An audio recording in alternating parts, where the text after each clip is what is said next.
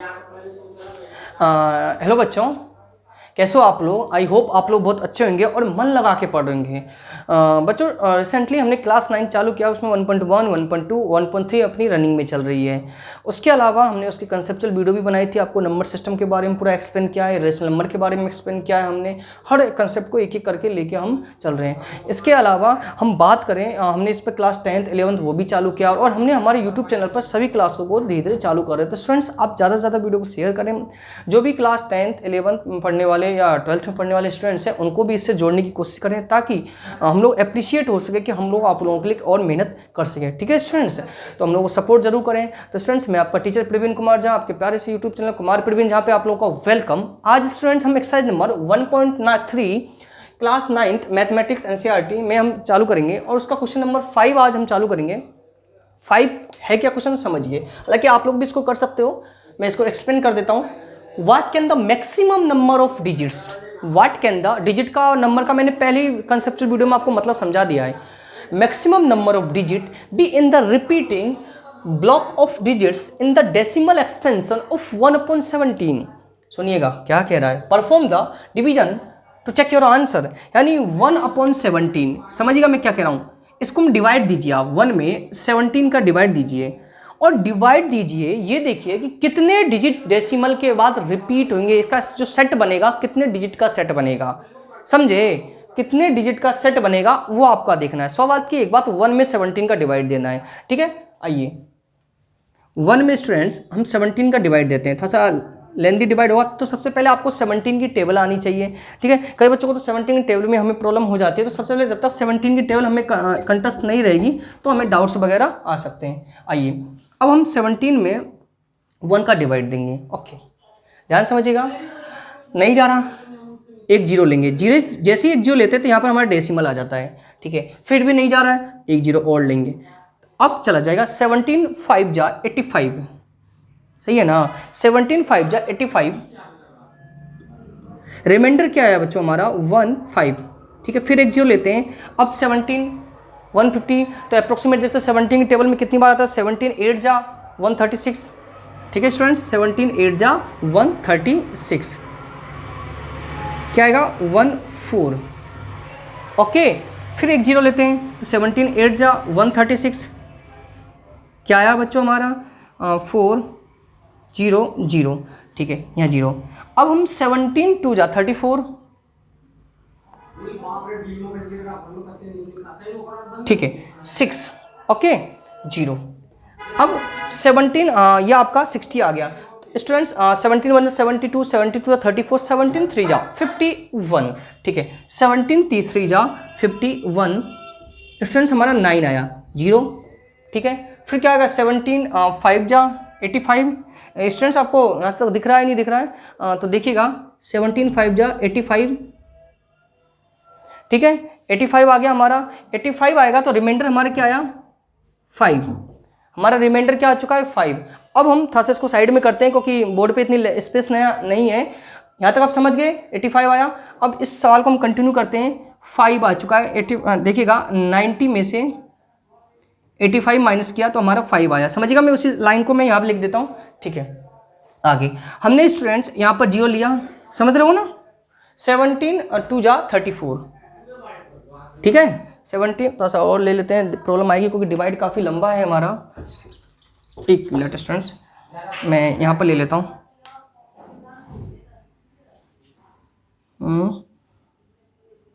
9 85, ये आपका 5 आया। एक सेकेंड, थोड़ा सा प्रॉब्लम हो रही है। 90, ठीक है, ये आ गया, जीरो लिया हमने। ठीक है स्टूडेंट्स, अब 17 2 जा 34, क्या आया रिमाइंडर हमारा 14 नहीं 16 स्टूडेंट्स। फिर जीरो लिया हमने, फिर स्टूडेंट्स हमने क्या लिया यहाँ पर जीरो लिया। अब ये जाएगा 17 8 जा 136। ओके, 17 9 जा 17 9 जा कितना होगा स्टूडेंट्स हमारा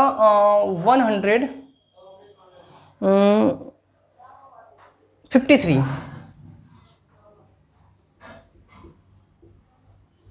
सेवन, ठीक है, जीरो। 17 4 जा 68, ठीक है स्टूडेंट, 17 4 जा हमारा 68,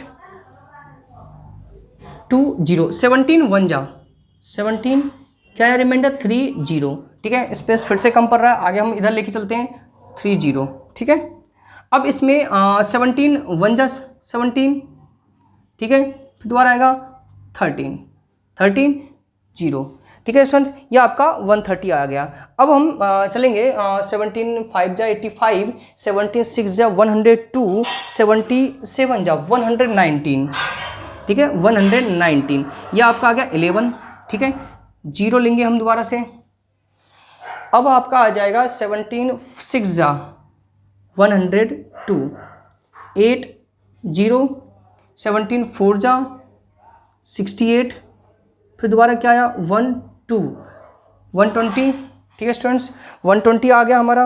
अब 17 7 जा 119, ठीक है। थोड़ा सा डिवाइड, थोड़ा क्या काफ़ी लंबा डिवाइड हो चुका है, प्रोसीजर काफ़ी लंबा था, इसका डिवाइड है, जनरल डिवाइड था, कुछ नहीं था।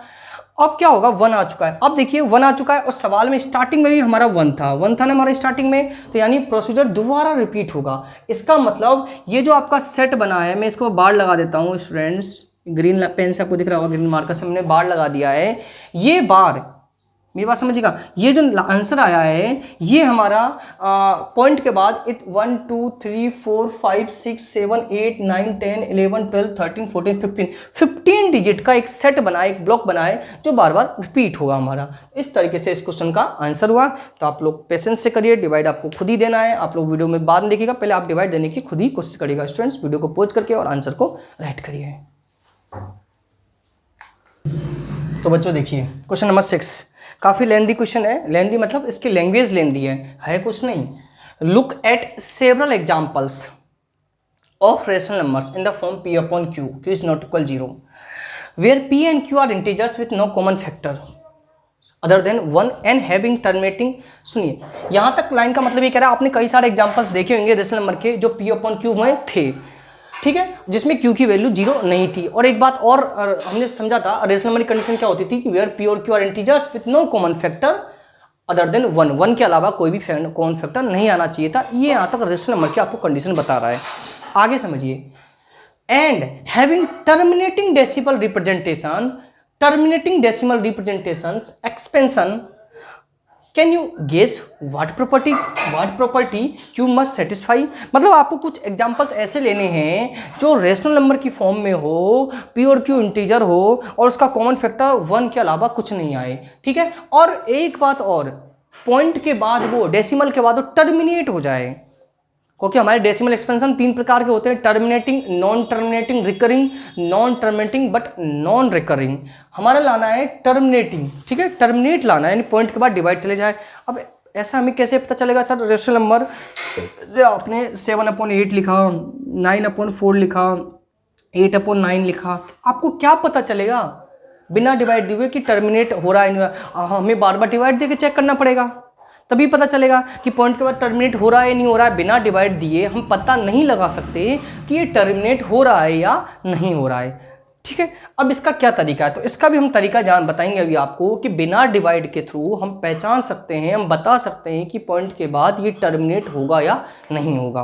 ओके, तो हालांकि इससे रिलेटेड क्वेश्चन आपके क्लास 10th में जरूर आएगा, एक्सरसाइज फर्स्ट में, वहाँ पर भी आता है। तो आइए पहले हम यहाँ पे इसको समझते हैं, फिर आगे के लिए भी आपके लिए बेनिफिशियल है स्टेटमेंट। एक बात देखिए, मैं इसको पहले समझा देता हूँ। मान लिया मैंने कोई नंबर लिया, आर मैंने कोई नंबर मान लिया और इसमें 2 का डिवाइड दिया। अब देख लो, कोई सा भी नंबर ले लो, कोई सा भी, आर मैंने एक नंबर लिया है, ठीक है, और इसमें 2 का डिवाइड दो डेफिनेट। अब चेक करके देख लीजिएगा, पॉइंट के बाद ये टर्मिनेट हो जाएगा, ये टर्मिनेट हो जाएगा। अब डेफिनेट, आप कोई सा भी नंबर में 2 का डिवाइड दीजिए, पॉइंट के बाद डेफिनेट टर्मिनेट होगा, कंफर्म। अगर बात आगे समझते हैं, अगर ये नंबर, कोई नंबर लिया हमने और उसको 2 इज द राइज n, मतलब 2 की पावर n फॉर्म में हमने लिखा है, 2 की पावर n फॉर्म में हमने लिखा है, तो डेफिनेट आप चेक करके देख लीजिएगा, पॉइंट के बाद वो टर्मिनेट हो जाएगा, टर्मिनेटिंग हो जाएगा। आप देख सकते हो 2 की पावर n का मतलब बताऊँ क्या होगा, जैसे आपने 5 में 2 का डिवाइड दो और 5 में 2 की पावर 2 का डिवाइड दो, 2⁻³ का डिवाइड दो, 2⁻4 का डिवाइड दो, डेफिनेट वो पॉइंट के बाद टर्मिनेट होगा, यानी 5/4। अब चेक करके देख लीजिएगा डिवाइड, ऐसे लिखिए 5/2⁻3, ये में 5 से डेफिनेट एग्जाम्पल इन दिया, 2⁻3 का मतलब 8, डिवाइड देके चेक करिए 5/2 में 5/4 5/8 का डेफिनेट पॉइंट के बाद ये टर्मिनेट हो जाएगा। अब चेक करके देख सकते हो। ठीक है सर, एक तो ये कंडीशन होती है, एक कंडीशन और होती है, वो भी मैं आपको बताता हूँ स्टूडेंट्स। अगर मैं कोई नंबर लूँ और उसमें 5 का डिवाइड लगाऊं, मैं कोई नंबर लूँ अगर उसमें 5 का डिवाइड लगाऊं तो डेफिनेट वह भी पॉइंट के बाद टर्मिनेटिंग हो जाएगा, पॉइंट के बाद कंप्लीट डिवाइड चला जाएगा। आप करके चेक करके देख लीजिएगा, अगर कोई नंबर में हम 5 का डिवाइड लगाएं तो डेफिनेट पॉइंट के बाद टर्मिनेट हो जाएगा, जैसे 17/5। अब चेक करके देख लीजिएगा, डेफिनेट पॉइंट के बाद डिवाइड चला जाएगा, पॉइंट के बाद टर्मिनेट हो जाएगा।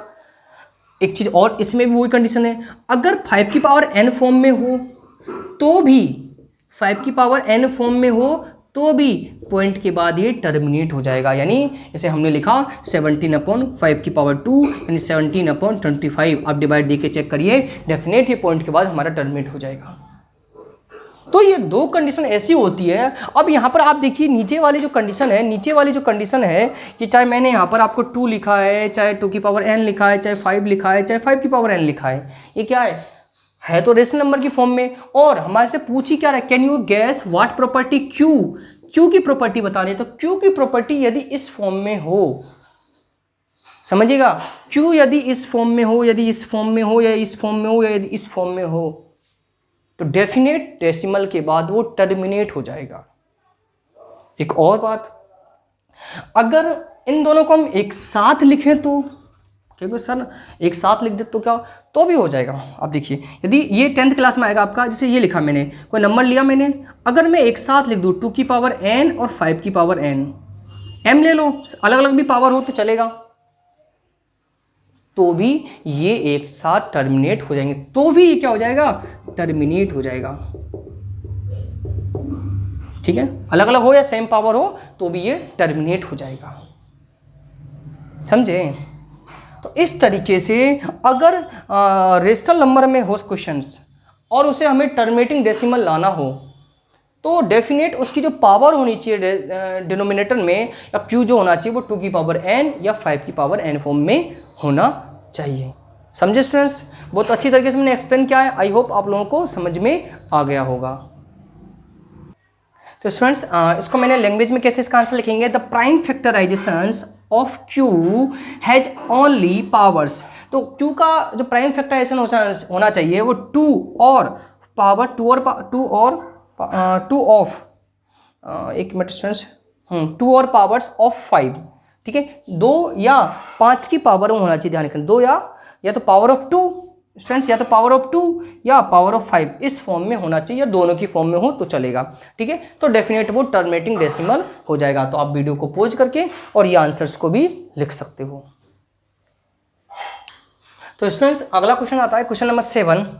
क्वेश्चन नंबर 7 को आप पढ़ोगे तो आप खुद भी समझ जाओगे। Write three numbers whose decimal expansion are non terminating non recurring. जैसा कि आपको पता है डेसिमल जो एक्सपेंशन होते हैं हमारे, ये मैं पता, डेसिमल जो एक्सपेंशन होते हैं हमारे 3 टाइप में होते हैं हमारे, एक तो टर्मिनेटिंग, एक नॉन टर्मिनेटिंग रिकरिंग, ठीक है, एक होता है नॉन टर्मिनेटिंग नॉन रिकरिंग। ठीक है, समझ रहे हो। टर्मिनेटिंग, हालांकि मैंने इसको सब चीज़ समझा दिया है। Non terminating recurring, non terminating non recurring. Non terminating non recurring क्या होता है, ऐसे नंबर जिसमें डेसिमल के बाद कोई भी सेट का कोई डिजिटों का एक पर्टिकुलर सेट नहीं बने, हर बार अलग अलग आए, इसमें तो फिक्स होता है एक पर्टिकुलर सेट ही बनता है। जबकि नॉन टर्मिनेटिंग नॉन रिकरिंग में कोई पर्टिकुलर सेट नहीं बनता। तो आपको कोई से भी 3 एग्जांपल्स, ये जरूरी नहीं है आपको बुक में पीछे जो आंसर दिए गए वही लिखिए, आप देखिए कोई भी लिख सकते हो। तो मैं 3 आंसर लिख देता हूं मैं यहाँ पर।